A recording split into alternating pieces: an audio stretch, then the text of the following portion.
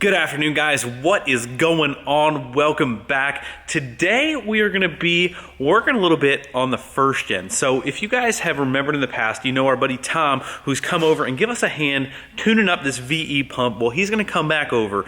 We think that we can squeeze just a little bit more fuel out of the first gen. If you guys remember the last video doing some burnouts, it was getting a little hot. We need a little bit more fuel. We're gonna see if we can maybe get some more efficiency out of the turbo that's on there now before we switch to the new one, which is back in here. So I will let you guys know what the size of the new one is. I do think we are gonna need a couple more parts before we install that one.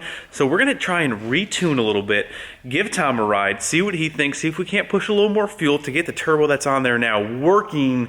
Maybe. We probably are still going to swap anyway towards the end, so make sure you guys stay tuned to the end of the video. We're going to let you guys know what is in that box. We're going to see what we got. The idle is a little low, so that is what, and again, your man here, he doesn't know. He doesn't know about these VEs, so we call in people who do know more than me. So that's what we're doing. We're going to see if we can't tweak this thing a little bit more. Well, you probably can't see through this window, but there still is snow all over the ground. There still is wet, salty road conditions, but we can't wait. We can't wait any longer. We need to drive this whole thing.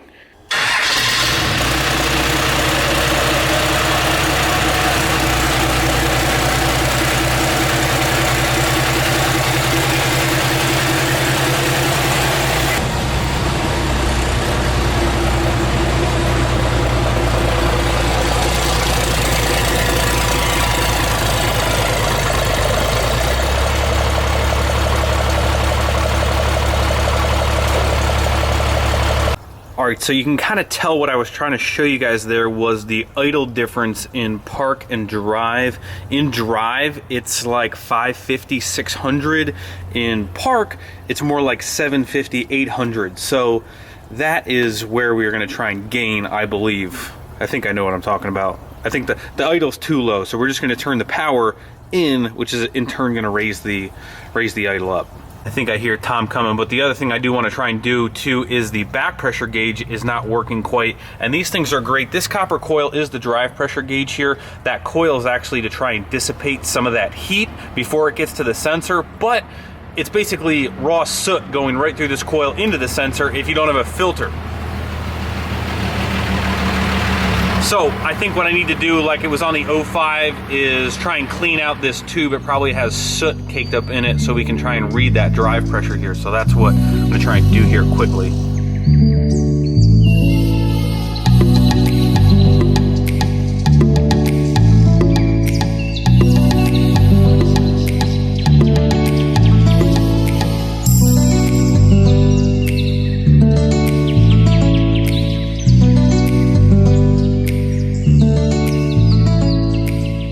Alright, Tom, so what did we do again? You're saying this little pivot piece here, is that just for idle purposes? Yeah.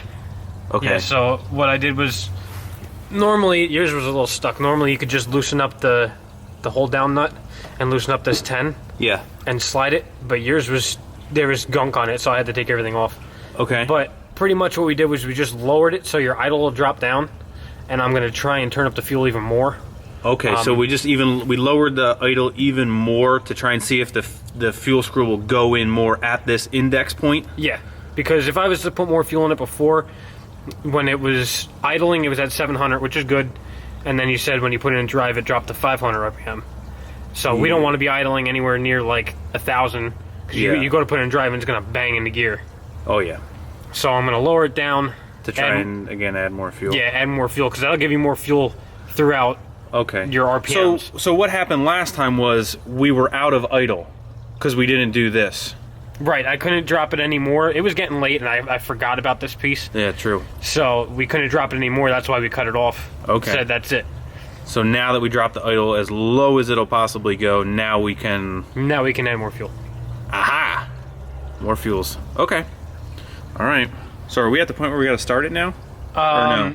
No, we gotta add a little more. I gotta put the top of the lever back on, If we start it, if it starts, it's going to be real low. So we might as well add more now. Yeah, I'll go half turn by half turn, and we'll go from there. And get our block of wood to make sure we... Yeah. No vroom boom today. All right. All right, there you go. There's the update. I cleaned out the copper tube, so we should tighten our sensor back up, and that'll be good to go as soon as we go to test drive this girl. Good.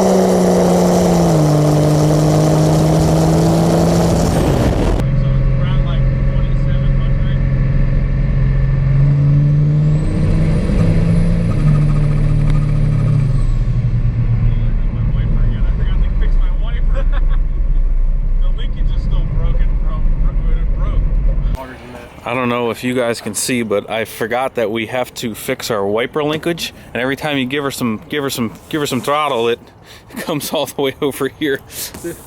Did anybody catch that Greg just said wiper linkage? Did I mess that up? Yeah. Yeah, Greg can't speak sometimes. That's okay.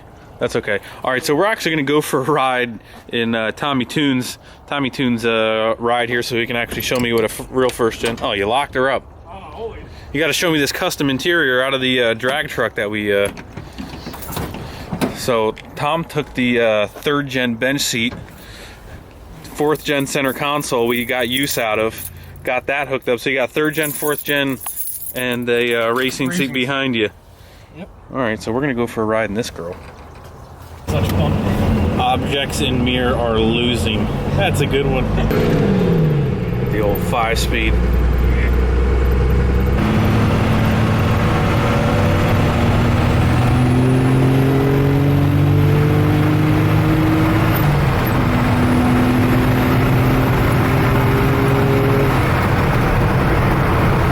Yeah, this thing pulls way harder than mine.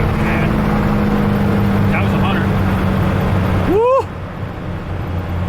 This looks a lot like Mexico. Not in Mexico. Or it's Canada. Canada's closer. All this snow on the ground, we got Canada everywhere.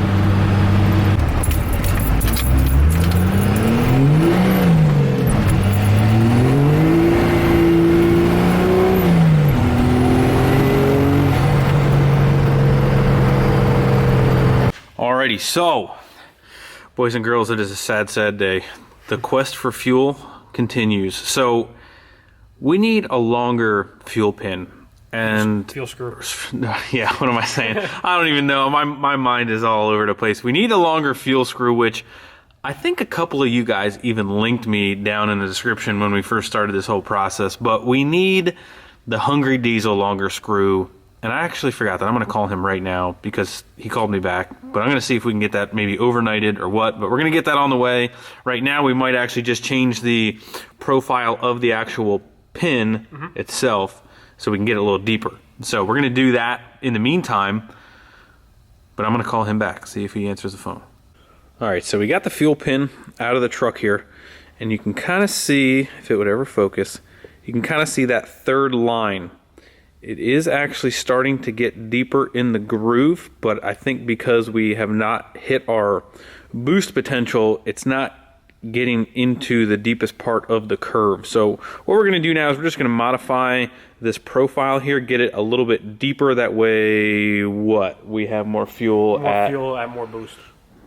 All the boost and all the fuel. I don't know if I said this on my last clip, but we're out of fuel because of the fuel screw is bottomed completely all the way out. The Hungry Diesel actually makes a longer fuel screw. That way we can turn it in further, because right now it is bottomed completely all the way out. So you're saying what, non-intercooled trucks might actually come with a longer pin screw, yeah. Or I'm sorry, I keep saying pin and screw, but the non-intercooled trucks, that fuel screw, which is the screw right back here, might actually be longer from the factory, these intercooled trucks need that longer screw. All right, here we go. Stock aftermarket pin stage 2, whatever you want to call it. You got the Tom Grind special over here. As soon as it focus, put them right up against each other. Oh yeah, all of the fuel. So this is going to give us more fuel with more sooner. boost. Yeah. All right, time to throw her back in. Alrighty, we're going to go for one more test rip.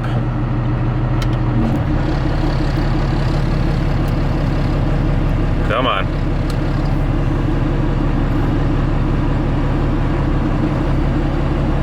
And my back pressure gauge is still not working for some reason.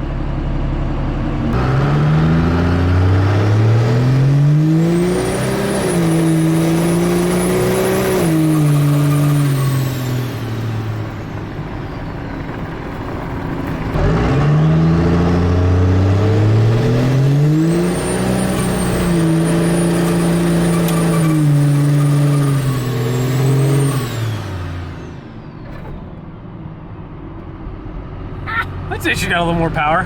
She definitely has more fuel, that's for sure.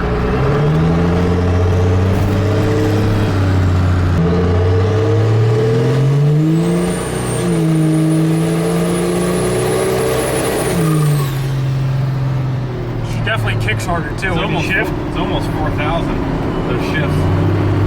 Yeah, she kicks harder too when you shift. I watched your boost gauge, you're about 40. We need more power. We need more fuel. Alright guys, so we had this thing on cold, and for whatever reason, as soon as we switched it over to heat, now our back pressure gauge is working. I don't know. It's working now. As Tom said, the gauge was probably just a little cold, so we put it on heat, now it's fine. I don't know. But we're still not driving this Charger hard enough. Oh, never mind. It got too hot. Look at that. See? Now it's not working again. I don't know. Maybe there's something behind there. I don't know. Yeah. There it goes. Maybe it's cold again.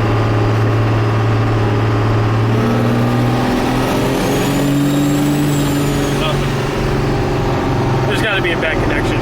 It's either a bad connection or it's a bad gauge. Yeah. Because it's definitely not the sensor. Definitely doesn't like when you touch it. There it goes.